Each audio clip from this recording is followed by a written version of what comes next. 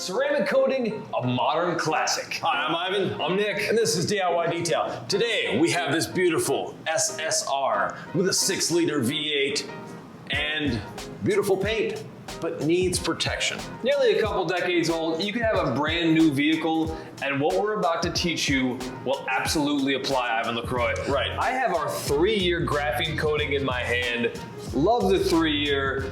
And so today, we're gonna show you how it's done.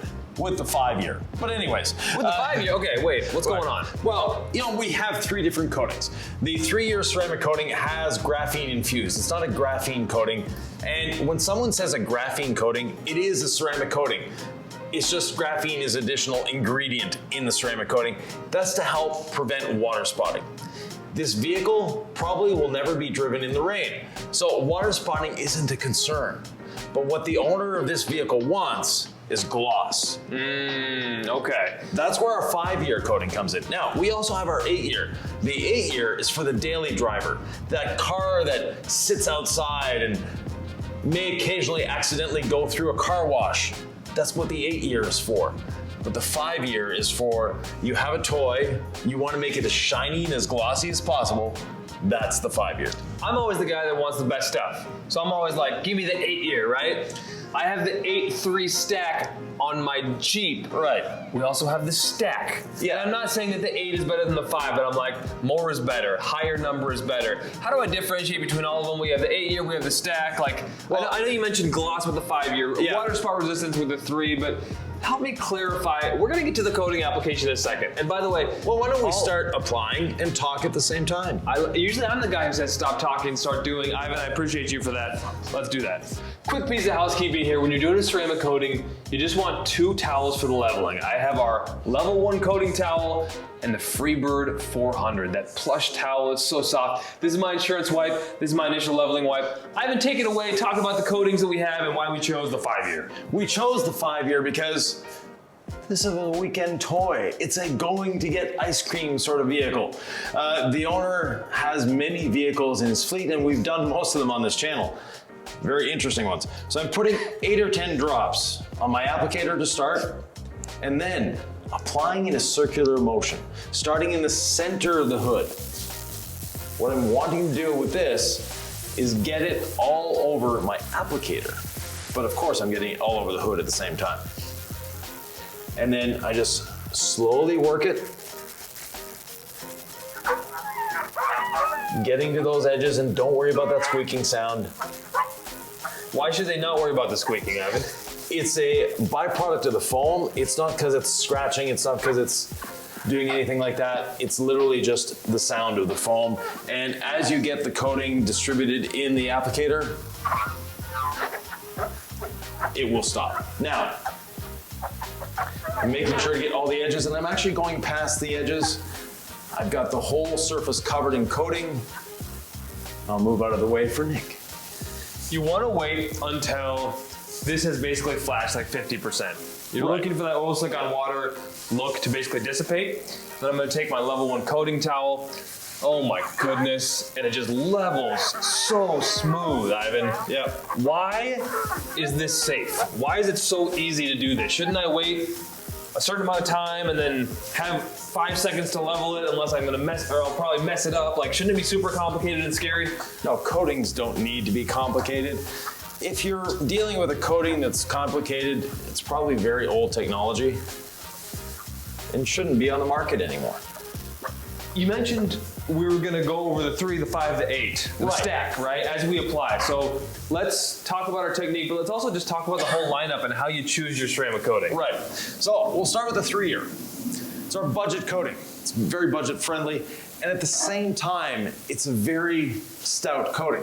Now, the numbers 3, 5, and 8, take those with a bit of a grain of salt, because how you maintain your coating will really determine its longevity. And you can make the 3-year coating last the lifetime of the vehicle if you maintain it properly. But you can also make a lifetime coating fail in about 30 minutes if you want. So it's all about how you maintain it. Now, we'll forego the numbers here. But the 3-year coating, the reason we called it a 3-year coating is because the characteristic that you're looking for is that water spot resistance because of the graphene oxide that's in it. And that water spot resistance Because of the graphene oxide, after 3 to 4 years, the graphene oxide loses that capability in the coating. So from there, that means after about 3 years, you still have ceramic coating, you still have protection, but what you wanted when you bought that coating was that water spout resistance. And let me just open the door here. It'll make my life a little easier. That helps you get a little bit closer into the vehicle. Yeah. You could be doing that when you're washing, when you're polishing. Obviously, you don't want to get any moisture on if you're washing, but it's always better to do that than to step on the inside door sill, right? Yeah, and this actually has a step, but we're going to be coating it, so we don't want to step on it now either. But yeah, so back to the 3-year coating. We have the graphene oxide, and after 3 to 4 years, the matrix that the graphene oxide forms in the coating starts to go away. That's why we say it's a 3-year coating. Now, the 5-year coating has gloss enhancers in it. It's extremely glossy. But after about 5 years, that gloss characteristic is gone. The protection of the ceramic against bird droppings and bug etchings and chemicals, that's still there. Past the 3-year, past the 5-year. Now the 8-year, it's our most durable coating. It is the one that if you're gonna be abusing your vehicle, you accidentally go through a car wash once in a while, that is the coating that you want. Pro tip when you're leveling. Yeah. I'm always gonna go way outside the line. So let's say I've encoded this section. You're gonna watch me go like this. You're gonna watch me then with my insurance towel, my Freebird 400 go like this. I'm gonna avoid high spots by coloring way outside the lines and being very redundant with my 2 towels. The system is meant to be super simple. If you don't wait 30 seconds, if I literally level immediately, nothing bad is going to happen. It might get my towel a little wet, the coating is still going to work. So, it's always nice when your towel doesn't get wet. It's always nice when you watch it flash 50%, but if you're just the kind of person who's like, I just want something so simple that I can't mess up, get it on the paint with the coating applicator, level it with the towel. I'm not even looking, I'm leveling. I'm doing an Ivan when he cleans windows when he doesn't look. I'm going way outside the lines. I'm going way outside the lines. Watch this. Ivan, tell me, did I leave any high spots? I'm going one more time. Not that I can see. I'm going way outside the lines. Yeah, I can't mess it up. I'm trying to no look it. I've never done this before. It's my first time. Yeah. I didn't mess it up, right? No. And coatings, speaking of not messing up, are super simple to apply. And you can see how it's just easy to go on, easy to go off. It's not a big deal. If you're afraid of applying a coating, but you've applied a wax before, the coating is easier. It's not stressful either. I mean, No. I get more stressed with a polisher in my hand than I do applying a ceramic coating. Right. Because the polisher, although our system is so easy, it's a big machine. Yeah. If I sometimes do like this or whatever, I could knock it into paint. So I have a little bit more, I'm a little bit more focused and kind of in the zone. This is just the rewarding part. I remember when I was a professional detailer, I had my shop, I would get so stressed out during the coating. Right. And like that's the last thing you want after you put in all that work to shine the paint up with your polishing. This should not be stressful. No. And you'll notice one thing that's very important with the applicator is to make sure your hand is flat in the applicator. You want to make sure that it's just lightly deposited on the surface. I'm not pressing on the applicator at all, and I'm also not having to hold on to it. It holds on to me. Now, if you're doing this instead, it's gonna fly out of your hands. You don't wanna do that. Keep your hand as flat as possible. I'm using 4 fingers in here. I wanna make sure those 4 fingers are distributing evenly. I've got no pressure points. My fingers are flat, it's holding on to me, and I'm just gliding it over the surface. We are the detail nerds, Ivan. We love this stuff. Yeah. We think about it, make videos about it, literally detail, polish, ceramic coat every single day, now nonstop, right? Yeah. It's our lives. Someone out there might buy the ceramic coating but say, you know what, I'm balling on a budget, I'm gonna get some isopropyl alcohol from Walgreens. I'm gonna get panel prep from my auto parts store, right? Yeah. They think they know things, so they're gonna do it their way, but kind of do it our way. The a la carte method, can you talk about your perspective from all the R&D and the 40 plus years of experience? What advice do you have in terms of the prep for ceramic coating, Ivan? We've designed a system, and the more you stay within the system, the better results you'll get. Nick mentioned IPA, isopropyl alcohol. That is something that belongs in your medicine cabinet. It has nothing to do with detailing. Keep it away from detailing. Use the proper prep process. Now, for us, we could have used the DIY panel prep, which is a great panel prep. We chose C6 App. C6 App is an evolution of panel prep. It's actually a revolution. It's very, very different than anything else on the market, and once you've tried it, you'll never go back. But we use the whole DIY system, obviously, on this, and it just makes it easier because every product is designed to work with the other product. And I'll be back in a second. I'm gonna get the keys, put the roof down.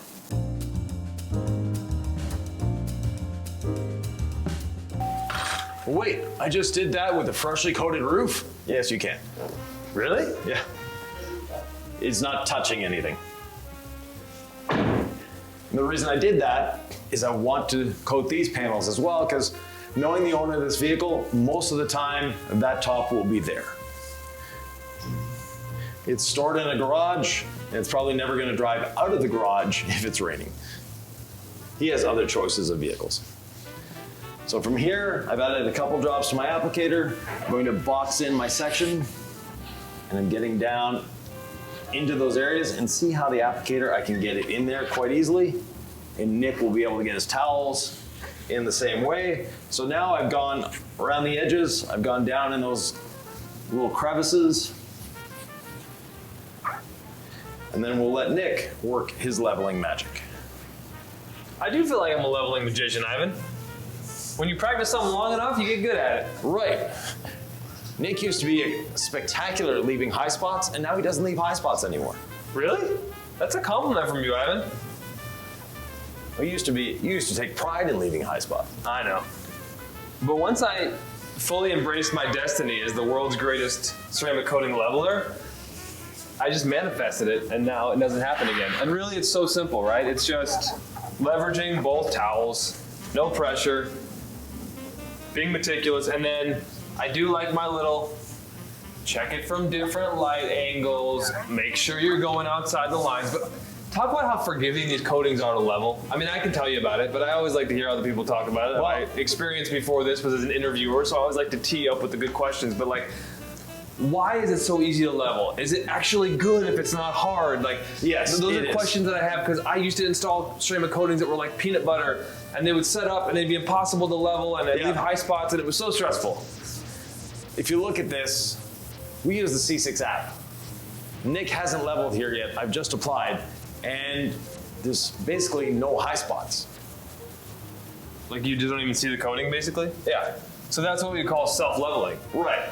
Yeah, there's a little bit of residue here, what looks like residue. There's probably a better term for it. What I love about our level 1 coating towel, it's short now, but it feels like it just kind of grips in there. Yeah. I'm not putting any pressure on it. I'm literally no pressure, and it feels like it's just grabbing what it needs to as I go, and it goes into the towel. It's like magic. And then this is insurance. Yeah. We hope we don't ever need insurance, right? But it's a smart thing to have insurance. Yeah. That's what this towel is all about. Right. So this vehicle requires a bit of strategy. And that strategy, because of these fenders, we're doing all the upper surfaces first. So I did the bedside rail here, Nick, and getting this. That way when we're doing the sides, we can get on our little carts and roll around and not have to worry about the upper surfaces. One way you might tell that it's a little early to be leveling is if the surface feels really grabby under your level 1 coating towel, the yellow one, the first towel you use.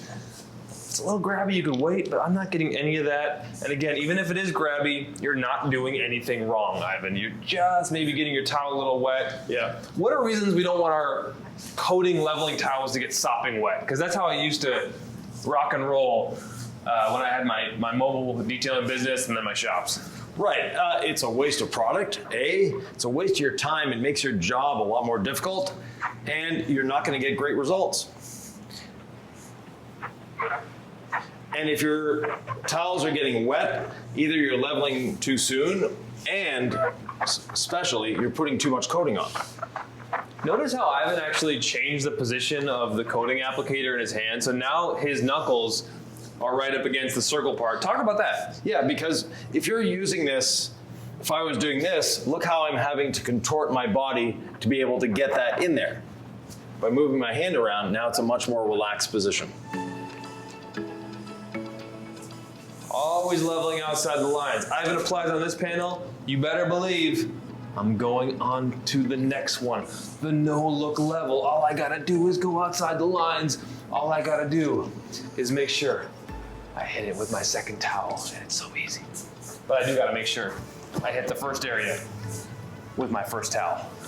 And there's just some complicated panels here and some gorgeous curves, but like you said, it takes strategy. Like when we polished this, it was not as linear as I thought it would be. So certain vehicles are just kind of, you're just on automatic mode. This one, you gotta really think about where we go strategically as a two-person team. Yeah, and even as a one person doing this, it requires a bit of strategy to do this vehicle efficiently. So I'm doing this as a solo person. I don't have the luxury of Nick and Ivan, beautiful controlled garage. How do I do this alone? Pretty much the same way. It's just you do one panel at a time. So I would apply to one panel, put this aside, level the panel, then do the next one. It's not that difficult.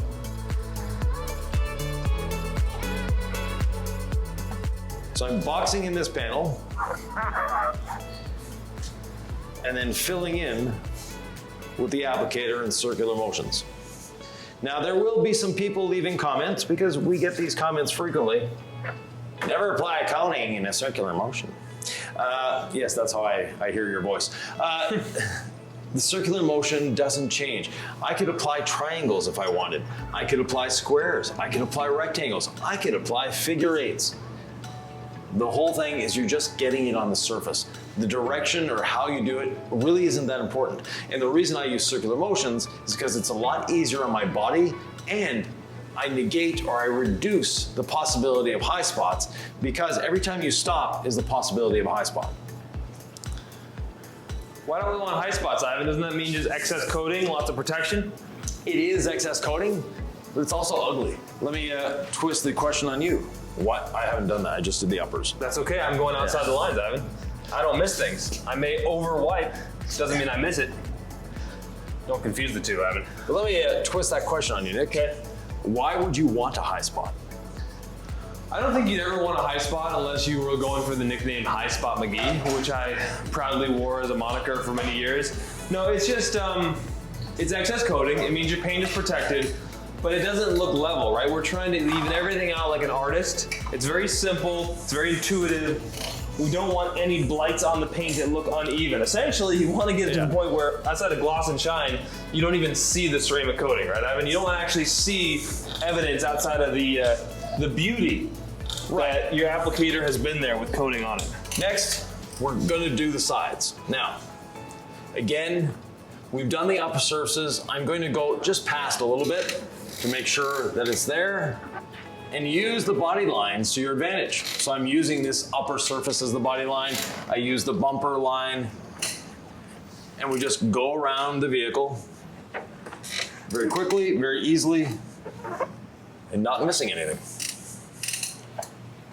If you're not the methodical type, sort of all over the place, then using the body lines is important. And if you're that type, you would have done this whole fender as one piece. So after that, Nick, the little bottom piece here. Okay. Working as a team, you want to announce to the person leveling what you've done. Even if that person doesn't hear you all the time, they hear you sometimes. Yeah. Not that he doesn't hear me, he just doesn't listen. Nick is stressed out on camera sometimes. And there's a little high spot right, got it, perfect. And watch the person following you, make sure that you're not running too far ahead of them.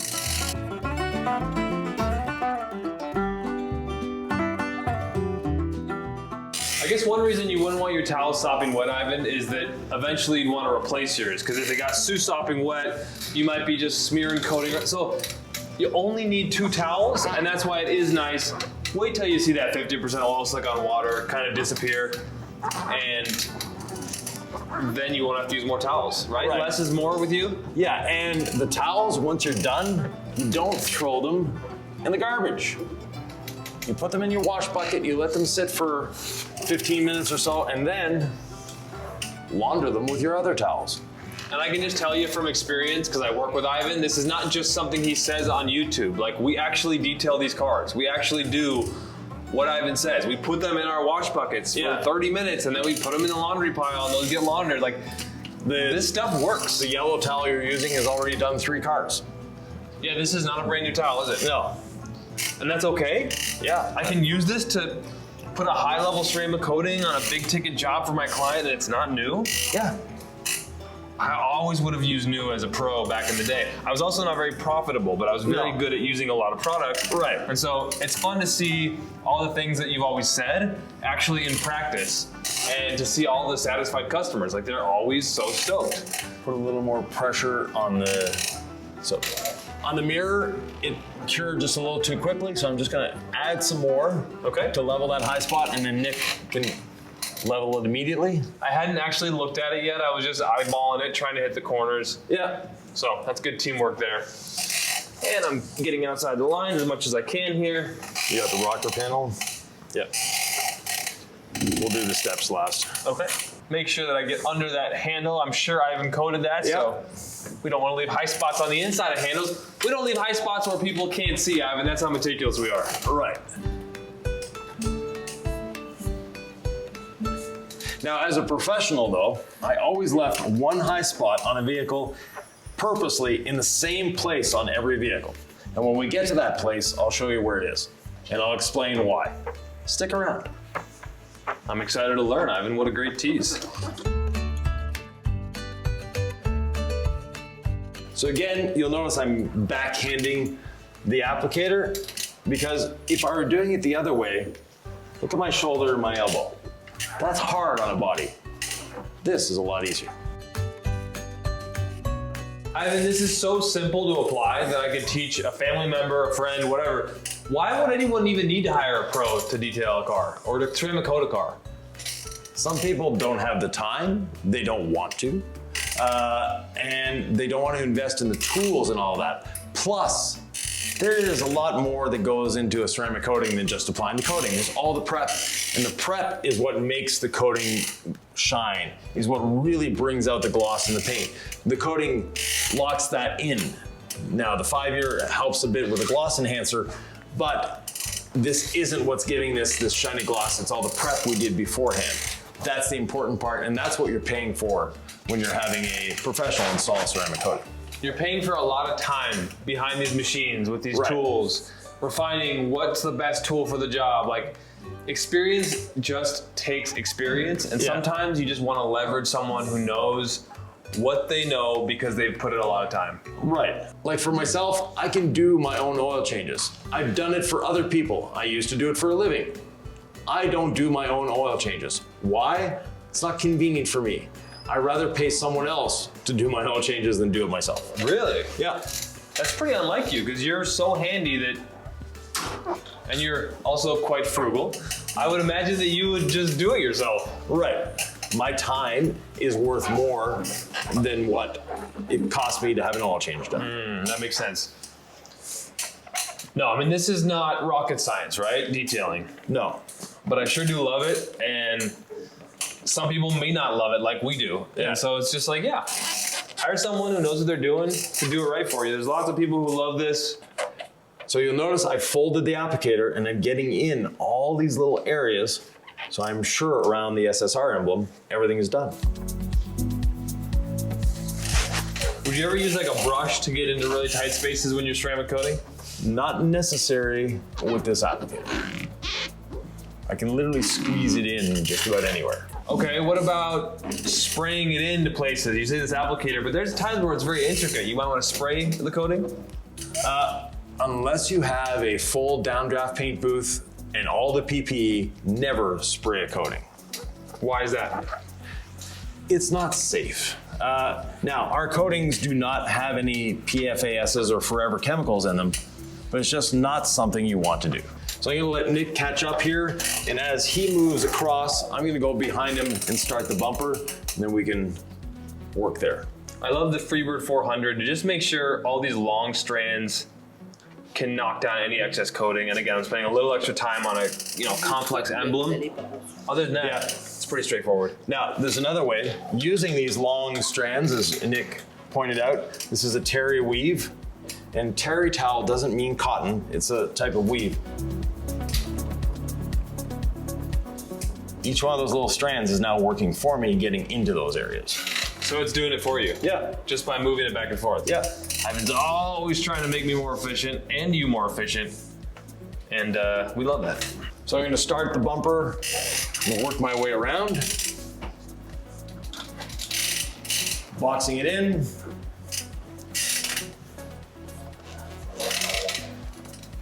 And following all around.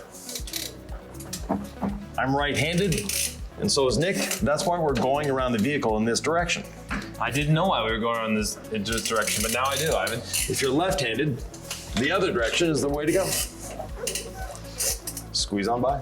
Boy, this from about 5 feet away outside, I think is just gonna look absolutely mind-blowing. You look close enough at paint, you'll see things that nobody sees paint that way, Ivan. Right. I don't like to look at paint that way. No. If you're a professional detailer and a customer is bringing you a vehicle, please do not point out all the defects on the paint to the customer. If they don't point them out to you, ask the customer, what's bothering you with your paint? Why are you here? And if they're going, oh, I want it glossed up, and they're not pointing out all the swirls and scratches and everything that we see as detailers, do not point them out to your customer. Why? Don't you want to show them how much you know and what an expert you are? Yeah. Expert in squashing their dreams. If your customer is happy with their vehicle, let them be happy with their vehicle. I'll bet you doctors do that same thing, or dentists, where like, there's a level of what they'll tell you about your teeth, like, it's all clean, but they probably see a few things like, oh, that's going, or that could be a cavity later, and probably they have to judge how much to tell you as well, right? And it's like, I guess there's certain people who want to know everything, but most people probably don't want the extra headache and worry when it's like, there's nothing you can do about it. Anyway, I get what you're saying, where it's like, you're not lying to them by not showing them, you're just, if they're happy, help them be happy. Yeah. It's their vehicle. You're beautifying it, you're protecting it.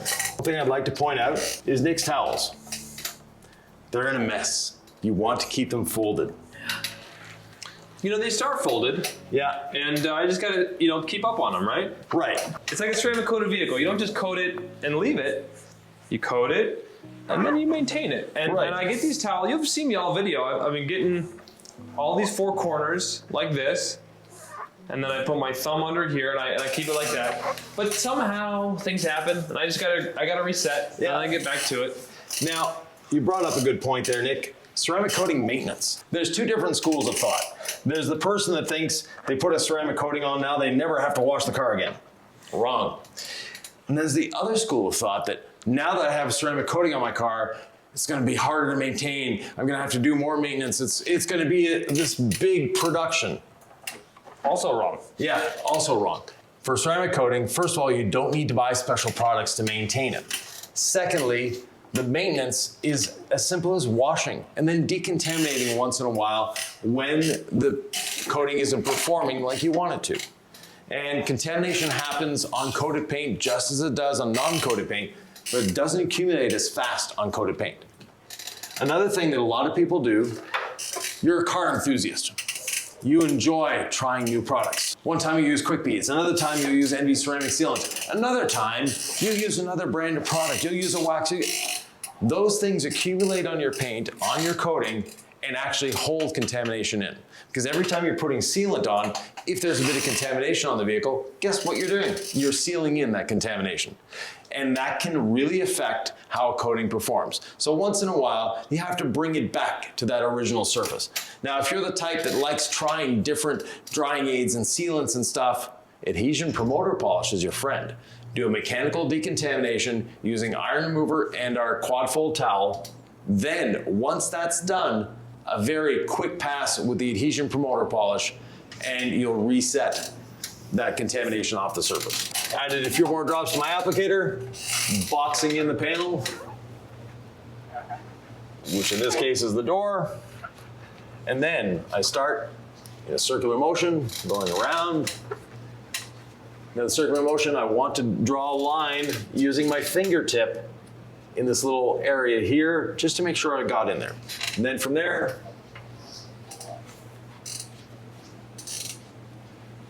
just evenly spread the coating over the panel. Nothing difficult, nothing fancy, nothing stressful. And one of the things that Nick is doing with the first towel is if I happen to miss a very minute little area, what the leveling towel is doing is actually leveling. So it's taking excess coating from one spot and leveling it. It's not absorbing it into the towel. By the end of this, Nick's towel will be as dry as when he started. It should be. So you'll notice I did the whole door, and so did Nick, before doing the rocker panel and the mirror. The reason for that is when you're doing a larger area, you don't want to do it overly quickly because I want to give him time to level that rocker panel and the mirror. And had I done the mirror, the door, the rocker panel, all that in one shot, might have overtaxed Nick's ability. We have a high spot. We had a high spot. Oh no, you still have it. So right around the top. Oh, okay. I hadn't gotten there yet. I was doing the no-look method. Isn't that you? Yeah. And don't do the no-look thing. Look what you're doing. Well, you're sitting right there, so I didn't really have a good angle, but I'll get off my cruiser. Of course I'm gonna inspect for any high spots. What do you think this is? There was a time when I missed some spots around mirrors. On this owner's car, it'll go down in infamy. Sometimes you just forget to level a mirror, and it happens to be a really obvious spot, especially when it's the actual glass that you didn't actually even touch with your first towel, let alone your second. Since then, I've used that mistake as a learning lesson. I often learn, Ivan, from my mistakes. Excellent. Not always, but sometimes. Now in this generation of vehicle, we have the SSR. There was another competing vehicle, the Prowler. Which one would you rather have? Both nostalgia rides, low production. They're using a lot of off-the-shelf parts. This uses the frame, or modified slightly, but frame suspension from a Trailblazer. And in this case, the engine from a Corvette. So Nick's starting at the corner and working around.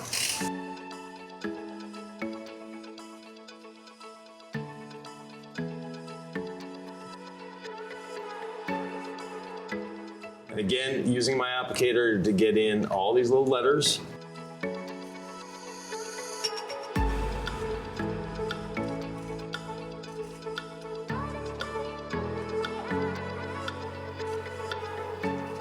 On this plastic chrome, there's one thing that the coating does is all these little scratches that we can't polish out, it actually helps fill them in. So if you look at this side, which we haven't done yet, you can see all the little scratches, and we go over to this side, look how beautiful it is. Is it perfect? No, but we've really brightened up this plastic chrome. A couple final little drops, and we'll coat the rest of this bumper. We have the two running boards and the windows to do.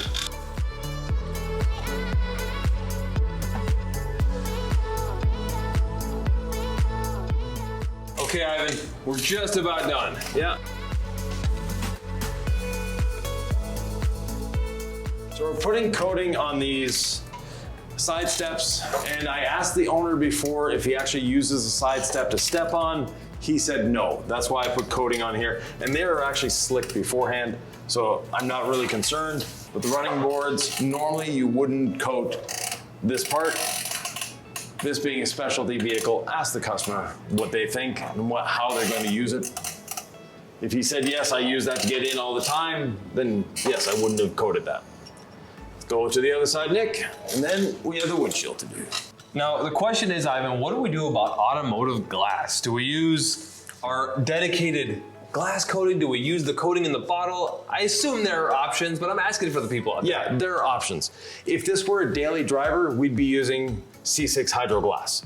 Because this may never see the rain again, this will do a great job. If it rains, they may not even need the wipers, and they should actually change the wipers. I noticed one of them is ripped. I think it's the other one. So I'm not adding any additional coating to the applicator. The reason I save this till last is because now I can actually apply a bit of pressure, and any little last drops of coating that are in the applicator, I'm putting them on the glass, saving product.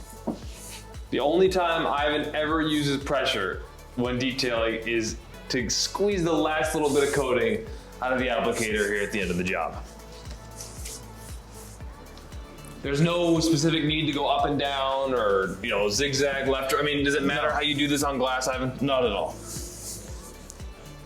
So if I was ever taught to do it up and down by another coating manufacturer years ago, was that just to teach me a certain way to do it, but it wasn't necessary? Yeah, follow the manufacturer's instructions if you're using another manufacturer's product. Okay, that's fair.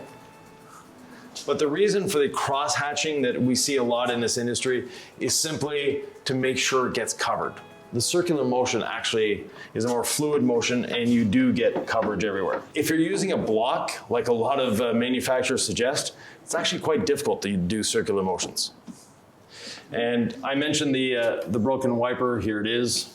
So you can actually see the wiper blade is cracked. So they shouldn't be turning these wipers on until this is replaced. Okay, Ivan, we did it. We did it. Look at this, it's beautiful, it's glossy, it's protected. And that is what we're here for. I'm putting these in my wash bucket. In the meantime, I highly suggest you watch this video all about how to maintain a vehicle once it's been ceramic coated.